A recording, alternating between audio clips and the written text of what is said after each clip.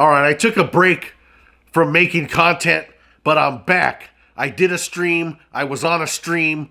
And while I got these creative juices flowing, I'm going to give you a review of a fragrance right here. But first, why I left and why I came back. Long story short, why I left is this community is full of weirdos. But more importantly, this community is full of shills. And not just shills. Because some of these people are shilling, they don't even need the money. They're shilling for attention, for likes, to be liked. A bunch of butt-kissing, clout-chasing nerds. And I've returned because, quite frankly, I'm tired of it. And I know you guys are tired of it. And the biggest thing I'm tired of is watching you guys waste money on crap. Let's call it what it is. It's actual crap. It smells like crap. Literal feces you guys are spending money on. And you know what I'm talking about. I'm talking about Armoff. I'm talking about Lattafa. I'm talking about Mason Alhambra. And I'm talking about a bunch of trash poorly put together by these influencers who only influence me to turn off YouTube.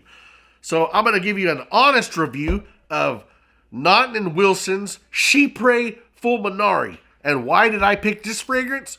Because when I looked for a review, guess what I found?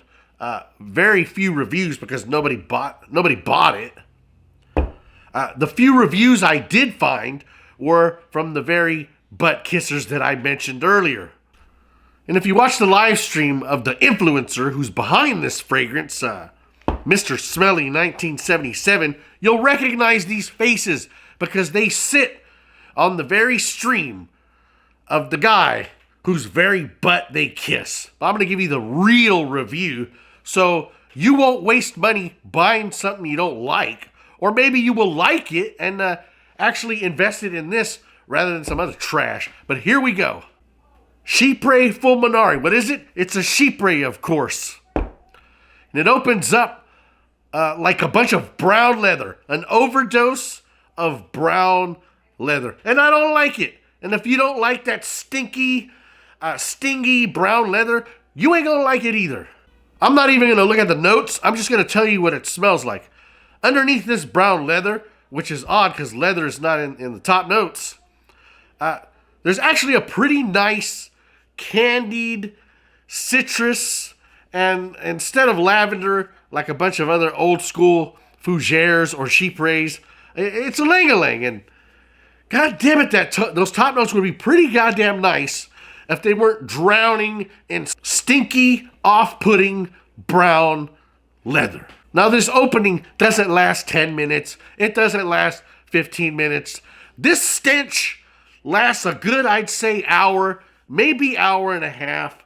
And if you're worried about if this fragrance is strong or if this fragrance is beast mode, that opening is strong and it's beast mode, but it also stinks. After about an hour and a half of this wretched stench, I gotta be honest, it develops and blends and balances out to a actually pretty nice fragrance. I will give credit where it's due. If you can make it past that 90 minutes, you will get a decent fragrance out of it. And it'll be a familiar fragrance because this is pretty much a better, higher quality version of Aramis. If you don't know what Aramis is, it's these vintage guys, they swear by it.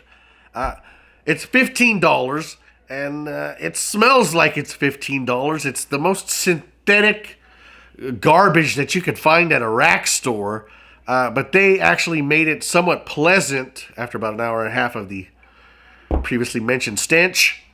It becomes a decent fragrance, and it also becomes a lot closer to the skin, which is odd because once you get to the good part, you'd want it to smell more, not less. You'd want the most off-putting, part to last a very short time instead of an hour and a half, but they went with what they went with. The projection after that first hour and a half is somewhere in between the weak to moderate range, which is acceptable. It does last quite a long time. It lasted about 10 hours on my skin. If I were to give it a rating, I would give it a whopping 6 out of 10. This would be a pretty good rack store find. I cannot recommend it to anybody. This is a strictly try before you buy and try again. The ultimate example of an influencer releasing a fragrance and all these guys not wanting to hurt their feelings, or maybe it's placebo effect, pretending that it's great when really it's average at best. I can recommend it. If you love Aramis, I can recommend this. This is a more balanced, with better quality ingredients version of Aramis. So if you're over the age of like 60 and you love these stinky, smelly Chypres, this might be right up your alley. For me and probably everybody else, like I said, it's a 6 out of 10. It's not worth the money. Save your money. Sample it. You know, the thing that gets me the most about this fragrance is the absolute wasted opportunity. Because like I said, once it balances out, it's a pretty nice fragrance. When the oak moss comes up, the castoreum, and just the right amount of castoreum too, the incense and the other notes come out. I mean, you're going to be smelling pretty damn decent, pretty clean, pretty warm, pretty spicy. But the final destination is not worth the long trip, the long car ride in the dirty van with the unruly children that you have to sit through to get to that destination. Chypre Fulminare, average at best.